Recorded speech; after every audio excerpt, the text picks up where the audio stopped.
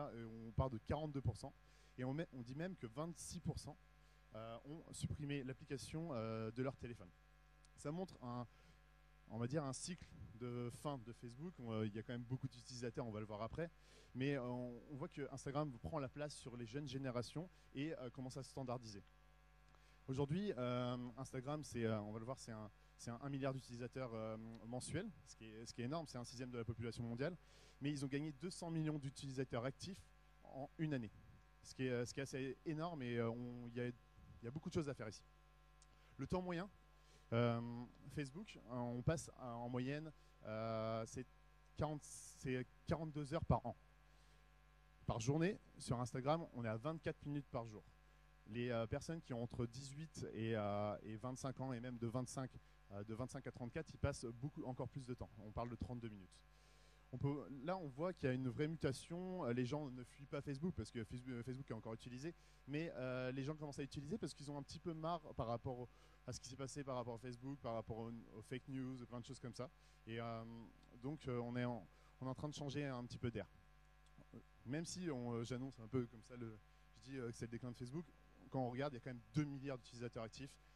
Dans l'ensemble du monde, ça reste le plus utilisé. On arrive après avec YouTube, qui est plus une plateforme d'hébergement, c'est un réseau social, mais on est plus sur l'hébergement vidéo, et Instagram qui en arrive en troisième à 1 milliard. On peut voir que le principal concurrent, qui s'appelait Snapchat, qui font à peu près les mêmes choses qu'Instagram, qui ont inventé pas mal de choses, sont vraiment en dernier avec 178 millions. Instagram reste on va dire le réseau social le plus global qui est de ce genre-là. Comme je disais, Instagram, c'est un milliard d'utilisateurs. C'est aussi 500 millions de personnes qui se connectent chaque jour dessus, au moins une fois. Ça, c'est assez énorme. Ça peut être à la fois en Europe, mais c'est aussi aux États-Unis, c'est au Brésil. C'est beaucoup moins asiatique. Asiatique, on arrive sur d'autres, surtout en Chine, on arrive avec d'autres réseaux sociaux. Les utilisateurs sont principalement assez jeunes. Donc là, moi, je me suis basé sur les 25-44, mais si on parle des 18-25, c'est encore plus flagrant. Donc on arrive sur une population qui est de 25-44, ça peut être hyper intéressant pour cibler. Quand on utilise Instagram pour son business, il faut prendre en compte qu'on est sur une population assez jeune pour l'instant. Ça se trouve dans 2 ans, dans 3 ans, ce que je vais vous dire, c'est complètement faux. Quelque chose qui est assez intéressant, Facebook, on dit que c'est mobile. C'est mobile, mais il y a quand même 20% qui utilisent sur PC. Si quelqu'un utilise Instagram d'entre vous, utilise Instagram sur un ordinateur? Je crois personne. 99% des personnes utilisent sur le mobile. Sachant quelque chose, si vous mettez on va dire des publications, ce sera forcément pour le mobile et pas pour un PC. Ça, c'est quelque chose qu'il faut prendre en compte. Instagram, c'est aussi 4,2 milliards de likes par jour. C'est presque autant que Facebook. Facebook, c'est 4,5 milliards de likes par jour. On arrive avec 2 fois moins d'utilisateurs, mais on a quasi autant de likes. La différence entre Instagram et Facebook, on peut avoir des articles, on peut avoir du contenu. Instagram, c'est tout ce qui est visuel. Ça va être concrètement que du visuel. C'est que des photos, des vidéos, et avec un petit peu de texte. Mais qui lit le texte sur Instagram? Pas grand monde encore. Tout le monde regarde l'image. Une autre chose qui est importante, et ça confirme ce que je vous dis, c'est que le taux d'implication des utilisateurs sur Instagram est 58 fois plus élevé que sur Facebook. C'est-à-dire que sur Facebook, on peut regarder, on dit scroller, donc faire descendre le fil d'actualité, mais on ne va pas interagir. Sur Instagram, on interagit, on met des likes, on regarde, on met des commentaires. Ça, c'est une grosse différence. Maintenant que je vous ai un peu présenté Instagram, même si je pense que vous le connaissez, mais c'est voir un peu les détails et quelle est la puissance d'Instagram, c'est savoir comment l'utiliser. L'utiliser, mais surtout de façon professionnelle. Comment faire croître son business, comment gagner de la visibilité. Ce n'est pas le seul outil, mais c'est un atout que vous pouvez utiliser pour soit quand vous créez vos entreprises, ou même quand vous avez une entreprise et l'utiliser. La première chose, et qui est hyper importante, comme sur Facebook à l'époque, c'est d'avoir un compte professionnel. Si vous créez un compte Instagram, vous avez un compte personnel, vous mettez soit votre nom, soit le nom de votre entreprise, mais après il faut directement le convertir en compte professionnel. Pourquoi? Il y a plusieurs avantages. Vous avez des ajouts de boutons de contact, donc c'est les boutons que vous pouvez voir ici, appeler, email. C'est quelque chose que vous n'avez pas sur un compte personnel. C'est hyper important parce que si vous avez une boutique physique et quelqu'un peut vous appeler pour vous contacter, vous pouvez utiliser ça. Vous avez l'email, mais aussi si vous avez une boutique en ligne, vous pouvez l'intégrer sur Instagram. Vous avez accès à plusieurs choses aussi. Aux statistiques, donc le nombre de personnes qui vont regarder votre profil, enfin votre profil pro, savoir combien est la portée de vos publications, plein de choses comme ça. L'autre chose importante, c'est la possibilité de promouvoir. Comme vous savez, sur Facebook et Instagram, il y a la partie, on va dire, gratuite, et il y a la partie qui va être payante. C'est-à-dire, on peut faire des publicités sur Instagram, et ça, c'est quelque chose, c'est un outil qui est super utile, et il y a le potentiel de ciblage est énorme. Je vous en parlerai un petit peu après. Une autre chose qu'il faut savoir, si vous faites un compte pro, donc quand vous allez convertir votre compte Instagram en compte pro, il est forcément public. Tout le monde pourra le voir. C'est un avantage parce que le but, c'est de gagner la visibilité, donc c'est plutôt logique. Alors, concrètement, je ne vais pas vous expliquer comment le faire, mais c'est très très rapide. Vous pouvez le voir sur normalement la vidéo qui est censée s'activer. Bon, elle ne s'active pas. Il faut aller sur votre compte personnel, aller sur les paramètres. C'est rapide, donc les paramètres, c'est via ce bouton-là. Vous passez, dans les paramètres sur convertir en profil pro, tout simplement. Une fois que vous avez fait ça, ils vont vous demander l'adresse, plein de petites infos, ce qui va vous permettre de passer sur la version pro et d'avoir accès au bouton de contact. Maintenant, je vais vous expliquer rapidement qu'est-ce qu'il y a sur Instagram, quelles sont les différentes fonctionnalités. Certains d'entre vous les connaissent, mais il y a quelques petites choses à savoir qui sont assez intéressantes. Donc, on va commencer par le plus important, c'est la vitrine de votre site, la vitrine de votre entreprise sur Instagram. C'est la bio Instagram. Donc, ça, vous pouvez le voir sur les screenshots ici. J'ai pris Eram et Frishti qui est un service de livraison de nourriture à Paris. Vous avez une image j'appelle ça une image de profil, donc c'est l'image en rond que vous voyez au-dessus, donc souvent c'est l'icône de votre marque, souvent on met tout simplement le logo tout simplement. Vous avez le droit à 150 caractères pour décrire votre entreprise. Ça c'est quelque chose que vous pouvez changer tout le temps. Donc soit vous pouvez décrire de façon, on est sur un réseau social, donc on va dire le discours n'est pas le même que vous pouvez avoir sur un site internet. C'est quelque chose qui est plus informel, et donc vous pouvez essayer de personnaliser ce message-là. Une des choses importantes de la bio Instagram, c'est le seul endroit sur Instagram où vous pouvez mettre un lien. Un des 16 endroits. Mais quand vous êtes un petit compte, c'est-à-dire moins de 10 000 abonnés, c'est le seul endroit où vous allez pouvoir mettre le lien de votre site en dehors de ces boutons-là. Sur les posts Instagram, c'est impossible. Donc, un exemple, là, ils vont mettre le site eram.fr qui est le site e-commerce. Par contre, si on est bientôt c'est le Black Friday, vous avez des promotions, vous pouvez personnaliser cet endroit-là et mettre le lien vers toute la partie promo. Toutes les personnes qui vont regarder vos publications et qui ne connaissent pas votre site vont d'abord après aller sur votre bio. Donc, votre bio, c'est votre vitrine. Et s'ils vont sur votre site, ils vont passer par ce lien-là. Donc c'est super important de pouvoir le personnaliser. Si vous voulez envoyer vers un endroit, c'est la bonne solution.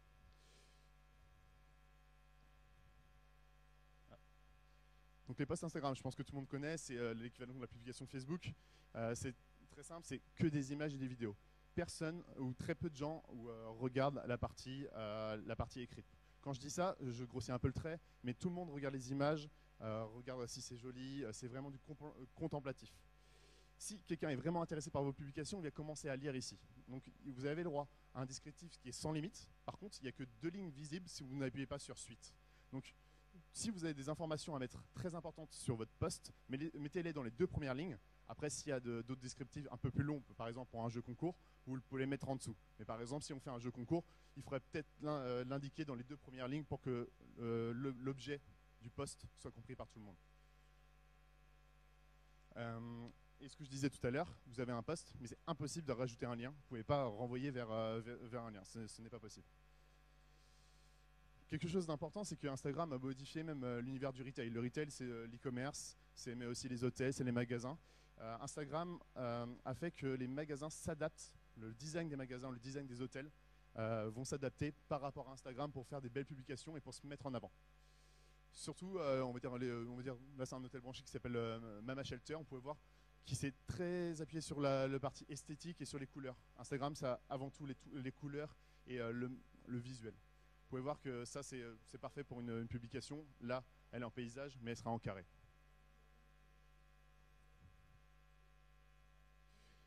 Et sur Instagram, donc normalement il y a une vidéo qui se défile. Donc là, ça ne fonctionne pas, je ne sais pas pourquoi. C'est une vidéo de 5 à 15 secondes qui est visible par tous pendant 24 heures. Donc quand on fait la différence entre les posts, c'est ce que, par exemple, vous avez une entreprise de chaussures, vous ne pouvez pas mettre en avant votre dernière collection. La différence des stories, c'est dans l'instantané. C'est pour faire voir les coulisses de votre boutique, les coulisses de votre entreprise. Ça, c'est la grosse différence. Donc là, on est dans de l'interactif, on est sur une vidéo, mais vous pouvez ajouter un nombre incalculable de petits effets qui permettent de rendre ça interactif. Ici, c'est un truc que j'ai fait, donc ça, c'est la vue qu'on a de l'agence 404, donc c'est plutôt sympa. Mais on a rajouté, enfin, ça m'a pris même pas 3 minutes, j'ai colorié un petit peu un fond avec du orange, qui est la couleur de notre entreprise, vous pouvez le voir ici. Et j'ai rajouté agence de conseil en web marketing. J'ai mis un tag, un hashtag qui s'appelle web marketing. Et normalement, il y a la vidéo qui se défile. Donc, et après, on voit l'ensemble de l'endroit. C'est très important. On va dire qu'il y a 1, les posts, 2, les stories. Les posts, on va dire, c'est un peu la vitrine de votre entreprise.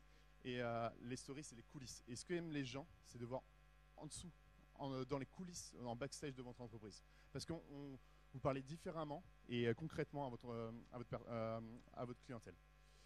La créativité est sans limite, on va le voir après. Et c'est aussi un endroit où on va pouvoir rajouter un lien. Si vous avez plus de 10 000 abonnés, vous pouvez rajouter un lien sur cette story. Et si vous faites un swipe up qui s'appelle faire glisser vers le haut, va vous permettre de renvoyer vers un produit. C'est les seuls 2 endroits. Donc le premier, ça va être la bio, accessible à tout le monde. Si vous avez plus de 10 000 abonnés, vous avez le droit de mettre un swipe up. C'est plutôt assez, on va dire, certains influenceurs l'utilisent énormément et ça marche vraiment bien. Donc là, les animations marchent, tant mieux. Je suis encore sur les stories. Les stories, vous pouvez les rendre un peu interactives, dynamiques. Donc il y a des outils sur Instagram qui sont intégrés à Instagram qui nous permettent de faire des choses dynamiques. Là, on peut voir quelqu'un, c'est une entreprise qui râpe du fromage, donc ça doit être un truc avec des pizzas.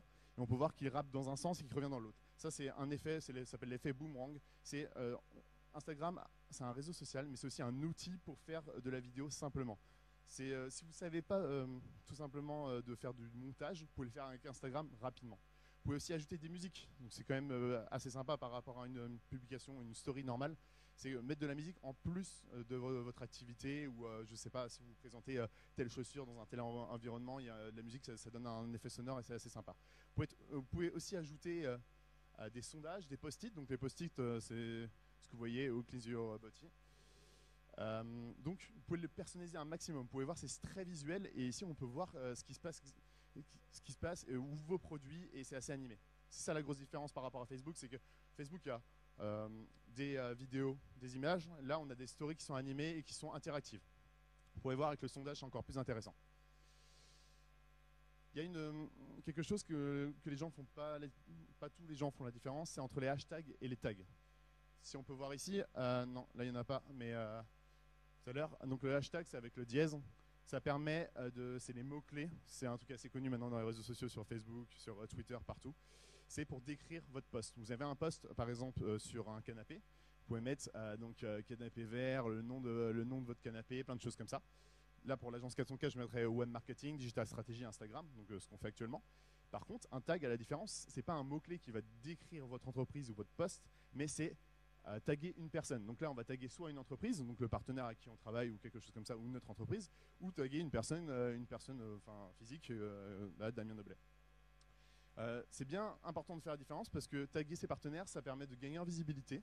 Donc si vous travaillez avec vous êtes un restaurateur, vous travaillez avec telle boutique qui vous fournit du poisson et que vous savez que c'est bio, c'est très bien et vous le mettrez en avant, vous pouvez taguer votre partenaire et ça vous fera plus de visibilité.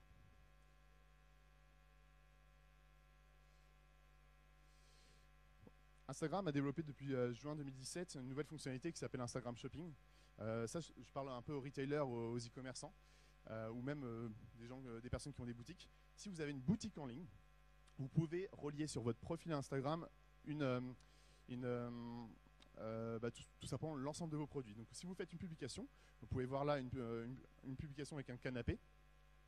Vous pouvez mettre le taguer, c'est-à-dire que vous avez votre canapé, si quelqu'un clique sur le canapé, il y a une image qui s'affiche et vous pouvez voir le prix de ce produit-là et d'aller sur le site en lui-même. Ça, c'est hyper important parce qu'aujourd'hui, on est dans le contemplatif, on peut regarder les différentes images et ça, c'est super intéressant. Mais maintenant, on peut même aller jusqu'au bout de l'achat. Donc, si vous avez un magasin ou une boutique en ligne, vous pouvez le connecter. Pour ce faire, sans rentrer dans les détails, il faut avoir une page Facebook, il faut lier votre profil pro Instagram à votre page Facebook, ce qui est assez simple, il faut aller dans les paramètres Facebook et lier. Puis synchroniser via votre site, votre catalogue produit ou via un Excel, votre catalogue produit à Facebook et Instagram. Une fois que vous avez fait ça, vous avez accès à l'ensemble de vos produits, vous mettez un post, par exemple vous demandez des chaussures de foot, prenez quelqu'un qui joue au foot, et ben vous pouvez taguer sur exactement au niveau de cette image le prix des chaussures. C'est quelque chose qui se fait beaucoup dans le secteur de la mode, forcément vêtements, canapés, plein de choses comme ça. C'est le mieux à faire. Voilà, justement, je vous parlais désolé, d'Instagram, Instagram Ads. Vous connaissez donc Instagram, si vous l'utilisez, vous voyez ce que c'est. Derrière, il y a une publicité sur 5 qui est sponsorisée. Donc quand vous voyez sponsorisée, vous la voyez ici, c'est que c'est une publication qui est payante, c'est-à-dire qu'ils sont passés par la régie publicitaire Facebook et Instagram. Qu'est-ce que permet les publicités? Il y a plusieurs objectifs. Ça va pouvoir augmenter sa visibilité. Donc vous commencez, vous êtes une nouvelle entreprise, vous avez créé votre entreprise depuis pas longtemps, vous voulez vous faire connaître, vous pouvez augmenter vos visibilités, montrer votre catalogue, ou tout simplement pendant le Black Friday, montrer vos nouvelles promos avec de la visibilité. C'est-à-dire que vous mettez un post, je prends le post ici, et vous le montez à un maximum de gens. Ça peut être aussi soutenir des posts. Vous avez fait un post qui existe, un post gratuit donc qu'on appelle organique.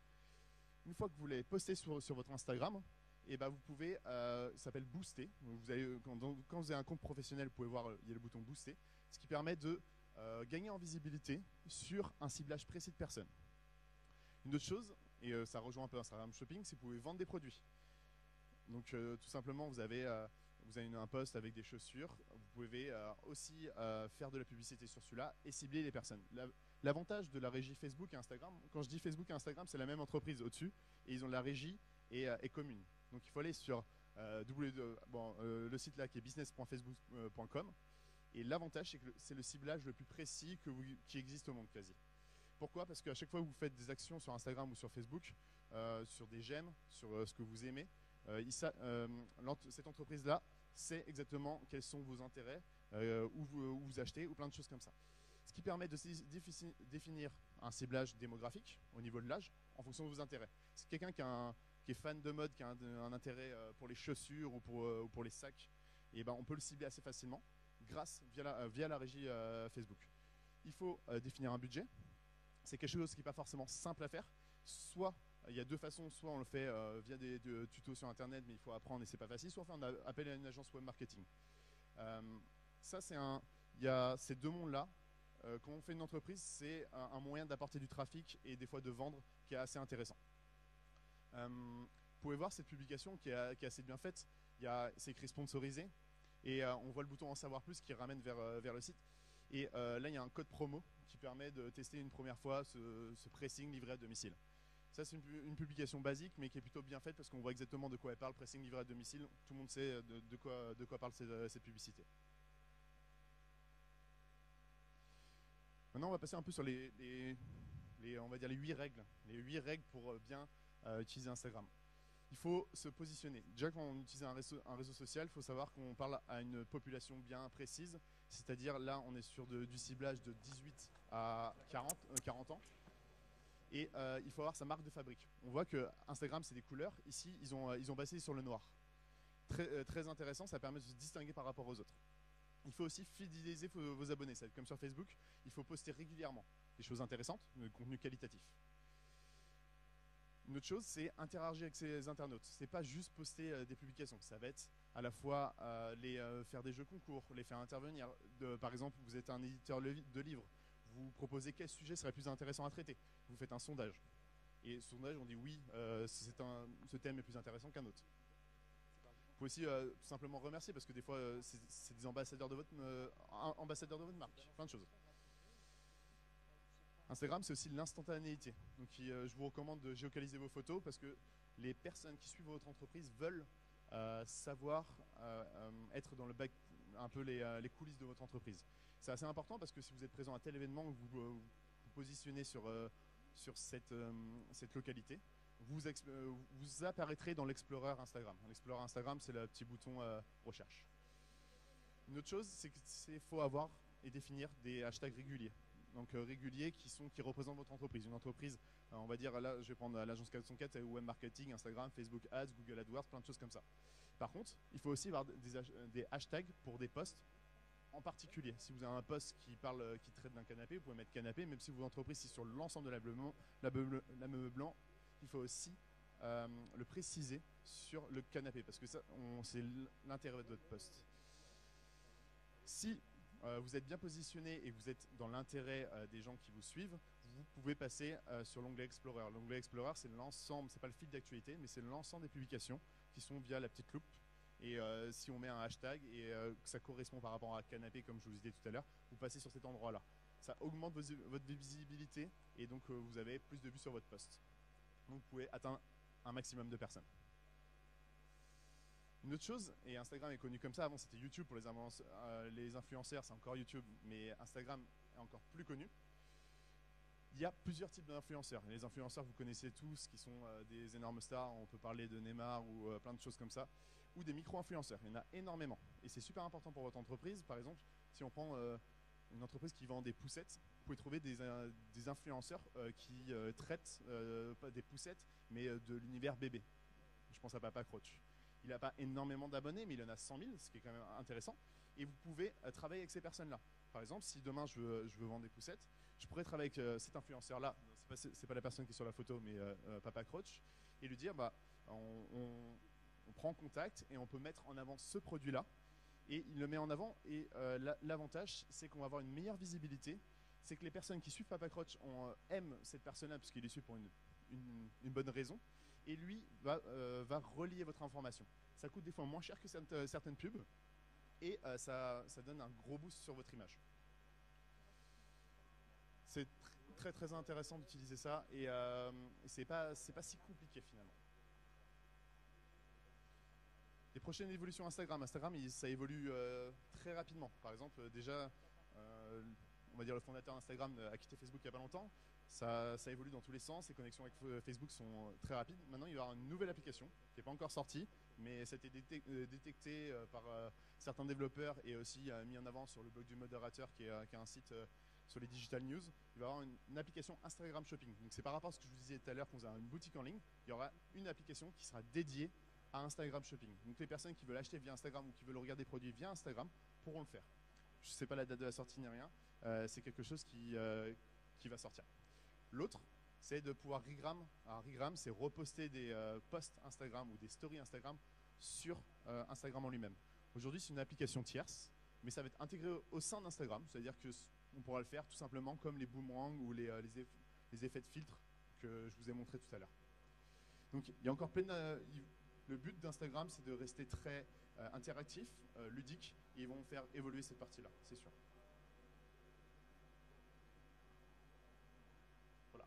Donc j'ai terminé sur cette partie-là. Donc si vous avez des questions, n'hésitez pas, que ce soit par rapport à votre business et plein de choses comme ça.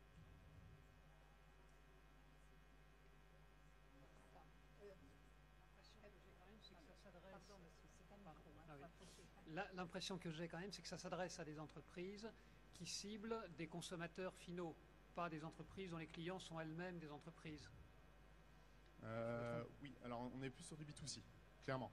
Il existe des logiques B2B mais qui sont beaucoup plus compliquées, mais on est sur l'événement quand je dis le retail, ça va être vendre un produit ou un service à un consommateur. Ça va être souvent tout ce qui est le tourisme, la mode, la beauté, les produits, mais beaucoup moins B2B. C'est possible, mais il faut avoir une logique bien appropriée à ce niveau-là. Donc concrètement, si demain vous utilisez Instagram pour du B2B, il faut bien se poser des questions avant. Par contre, pour le B2C, surtout les vêtements et les ventes de produits, c'est le top.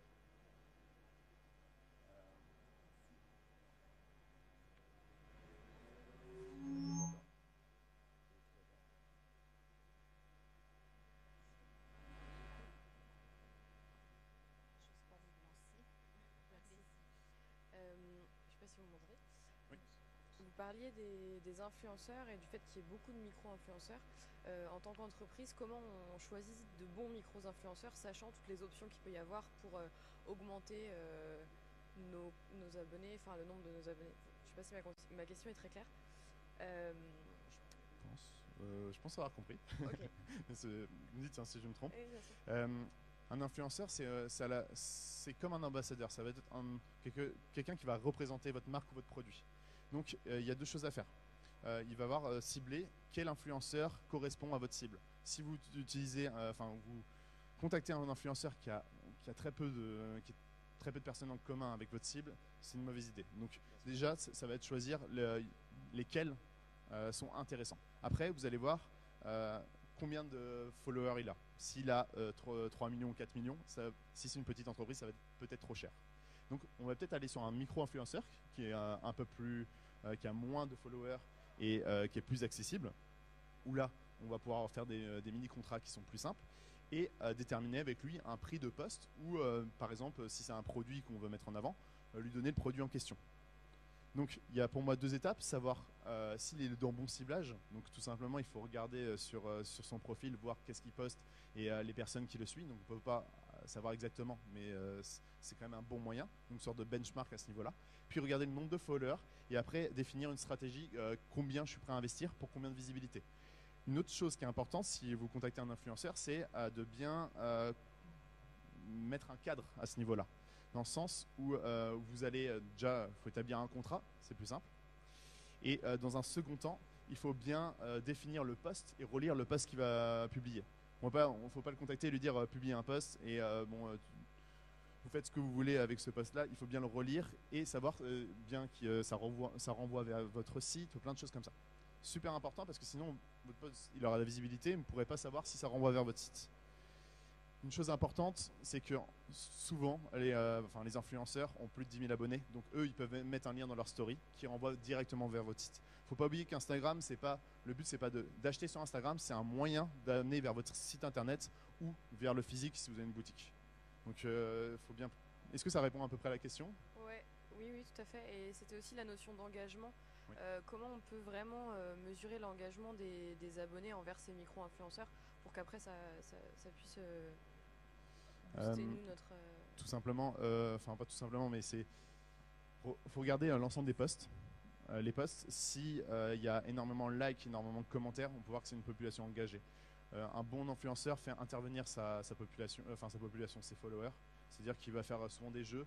Si un influenceur fait énormément de partenariats, c'est pas bon non plus. Parce que on en a marre, les personnes qui sont sur Instagram ont marre de certains influenceurs qui peuvent mettre trop de produits en avant. Par contre, un influenceur qui met que 2-3 produits en avant sur un mois ou sur 2 mois, quand il recommande ce produit-là, c'est parce qu'il a un vrai intérêt. Et donc souvent, dans la relation avec l'influenceur, on voit qu'il a un vrai intérêt pour le produit, il n'est pas là que pour faire de l'argent. Donc ça, c'est super important, parce que sinon, ça va se noyer dans une zone de produit et c'est pas terrible. Donc il y a l'engagement sur ses posts et un peu la relation que vous avez un peu dans l'agence commerciale que vous avez avec lui. Voilà. Bonjour, ma question est peut-être stupide, mais à mon avis, il y a des influenceurs qui ne sont pas payants. Vous me confirmez bien ça? Des petits influenceurs pour... Oui, oui et non. Dans le sens, tout simplement, si c'est un ami à vous où il est complètement convaincu par le produit, ça peut être possible. Mais en général, c'est aussi un moyen de gagner de l'argent pour eux. Donc c'est quand même souvent payant. Après, ça peut être, soit on parle d'un contrat qui est financier, soit c'est donner un de vos produits. Ce qui fait énormément, par exemple sur les influenceuses beauté, c'est elles reçoivent, on va dire, tel produit. Donc on envoie ce produit-là. Donc il y a quand même ce produit vous coûte quand même de l'argent, mettons que ça coûte 200 €. Concrètement, ça vous coûtera 200 €, mais vous aurez donné un produit de vos stocks. Okay. Donc on va dire qu'il y a ces deux moyens. Soit c'est des produits, soit c'est de l'argent. Mais c'est rarement gratuit. Ouais. Ma logique, c'était aussi d'impliquer, quand on crée un produit, sur des protos. Est-ce que c'est quelque chose qui se fait sur Instagram? Énormément. Alors aussi un conseil que je vous donne, s'il y a des personnes dans la salle qui n'ont pas encore créé votre entreprise, c'est de faire du storytelling par rapport à votre entreprise. Donc si vous n'avez pas créé votre entreprise, vous pouvez créer en avance votre compte Instagram et faire vivre les gens avec votre projet.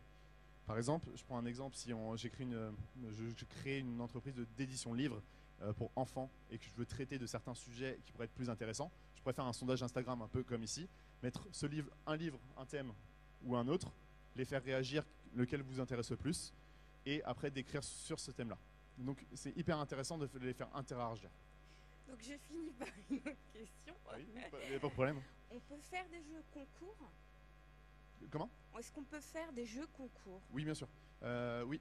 Alors, faut savoir que sur Facebook, maintenant, c'est quand vous faites un jeu Facebook, un jeu concours sur Facebook, c'est moins mis en avant. Sur Instagram, il n'y a pas encore cette réglementation-là, donc vous pouvez le faire. Donc, on va dire les étapes pour un jeu Facebook, jeu concours sur Facebook ou Instagram sont assez simples. Ça va être de mettre votre produit, soit de les faire participer, de demander de liker, de partager ou de taguer un de ses amis dans les commentaires. Il y a plusieurs logiques.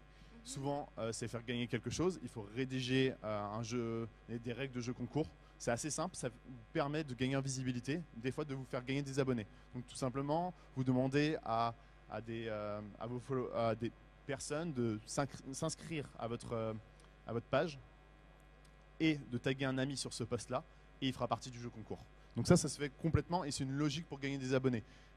C'est énormément utilisé, donc c'est plus, on va dire, à la mode, mais c'est un truc qui se fait énormément. Je peux abuser en posant une autre question? Oui, non, mais c'est fait pour. Hein.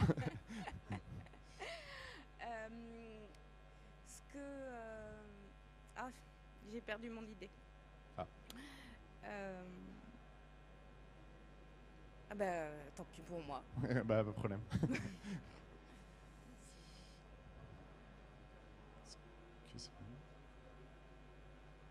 Pas d'autres questions? Ok, bon bah super. Ah, si. Ah, pardon. Je vais bien vous le lancer, vous attraper. Peut-être pas une bonne idée. Bonjour. Du coup, j'avais une question par rapport aux produits. De ce que vous nous avez dit, en fait, si j'ai bien compris, Instagram c'est plus tourné vers des produits, comment dire, physiques, mais moins vers des services ou des expériences. Non, pas exactement. Je me suis peut-être mal exprimé. C'est moins. En fait, Instagram est plus B2C. Quand je dis B2C, c'est des entreprises qui s'adressent à des particuliers. Quand je dis B2B, c'est des entreprises qui s'adressent à des entreprises. Je te donne un exemple concret pour du B2B, c'est des solutions informatiques qu'on vend, par exemple des solutions d'archivage système qu'on vend à d'autres entreprises. Ça, c'est du entreprise à entreprise. Alors que de l'entreprise à un particulier, on dit B2C, ça c'est complètement fait pour. Quand Instagram a été créé, c'était principalement de la mode, de la beauté, plein de choses comme ça. Maintenant, vous pouvez voir sur la publication, il y avait du service, ça peut être de l'événementiel. C'est tout ce qui est très visuel. Si vous avez quelque chose qui n'est pas visuel, il faut le rendre visuel. Ou n'utilisez pas Instagram. Par contre, si vous avez de quoi rendre visuel votre activité ou mettre des personnes sur cette activité-là, vous pouvez. Donc, il faut rester dans l'idée que c'est très visuel, il faut garder les belles couleurs, il faut mettre des produits en avant et il faut avoir une ligne éditoriale. Pour chaque réseau social que vous utilisez, Facebook, Twitter ou ce que vous voulez, il faut avoir une ligne éditoriale pour celle-là et un objectif. Est-ce que ça répond à la question à peu près? Ok. Si personne n'a de questions, j'avais une question. Si on vient de se lancer sur Instagram, donc on a bien fait la bio, comme vous l'avez dit, ouais. qu'on a une idée du contenu qu'on veut donner et de la ligne éditoriale. Ouais. Comment on fait pour faire grandir sa communauté, sachant qu'on n'a pas grand monde, mais qu'on a du contenu, qu'on a un compte Instagram qui est dans les règles, mais qu'on veut juste faire grandir la communauté? Comment on fait pour aller vers ces personnes-là en fait? Ok. Il y a plusieurs techniques. Alors, il va y avoir les techniques des jeux concours qui sont assez connues parce que ça fait grossir la communauté si on demande de liker son profil pro. Ça, par contre, ça fait gagner des utilisateurs, mais souvent c'est des utilisateurs opportunistes qui peuvent enlever leur like après. Ça, c'est l'inconvénient. L'autre moyen, c'est passer par le payant. Quand on a une entreprise, c'est avec un petit budget, mais quand je dis petit budget, il faut quand même un peu de budget. Passer par la régie Facebook et cibler les gens qui sont dans la catégorie de produits vers lequel vous voulez vendre produits ou services. Et vous pouvez cibler exactement si quelqu'un est intéressé ou à quelqu'un un enfant, vous pouvez cibler ça. Donc il y a les jeux concours, il y a ces techniques-là, il va y avoir la partie publicitaire et l'autre c'est faire de l'interaction et du storytelling par rapport à votre marque. Le storytelling est super important parce que ça permet de se différencier et donner des valeurs. Les valeurs de votre entreprise, vous les passez sous ce niveau-là et les gens peuvent vous suivre dans l'évolution de votre entreprise. Vous les faire interagir par rapport aux produits que vous vendez. Et ça, c'est super important parce qu'ils sont impliqués. C'est-à-dire que vous avez un produit, ils n'ont pas décidé quel est le produit, mais ils ont donné un peu leur avis. Donc déjà, pour vous, ça fait une sorte de petit benchmark, mais à la fois, ils sont impliqués. Donc, ils vous connaissent via cette histoire que vous avez racontée autour de votre profil Instagram via les stories, mais aussi via la bio et plein de choses. Après, si c'est des produits, vous pouvez faire de la promo, il y a plusieurs leviers. Mais les principaux sont, on va dire, les jeux concours et les techniques pour gagner via des cadeaux à des followers, mais que c'est moins qualitatif. Le deuxième, qui est quand on a un peu de budget, c'est passer par la régie payante. Et le troisième, c'est votre choix éditorial et le storytelling. Concrètement, je pense que c'est la meilleure solution. Ok, merci.